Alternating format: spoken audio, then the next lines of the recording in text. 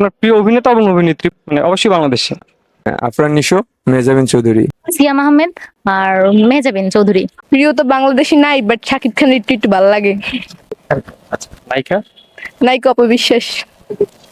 বর্তমানে যা কাজ ভালো সোনেরা বিনতে কামাল, এটা ভালো লাগতেছে। আর হচ্ছে আমার অভিনেতা ভালো কাজ করতেছে, যারা যেমন শরীফুল রাজ আছে, আফরান নিশো আছে, ওয়েব সিরিজ করতেছে। বাংলাদেশি প্রিয় অভিনেতা আরফান নিশো ভাইয়া, আর অভিনেত্রী হচ্ছে নুসরাত ইমরোজ তিশা আপু।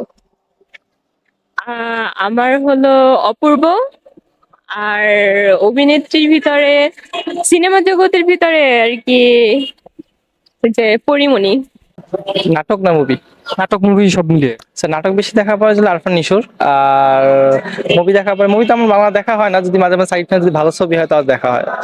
হ্যাঁ, যদি এই যে একজন, আমি তো দুইজন বলে ফেলছে, সাকিব খান আরফান, একজন বলবেন নাকি একজন বলেন অভিনেত্রী? আচ্ছা, অভিনেত্রী হচ্ছে আপনার নুসরাত ফারিয়া। নুসরাত ফারিয়া। হ্যাঁ, আরফিন নিশো আর Tanjin Tisha.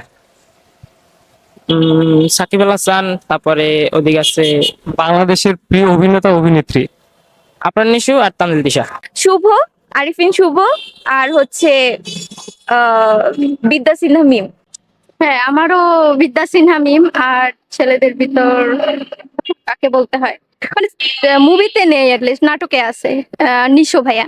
People's paradigm with Himu Akash.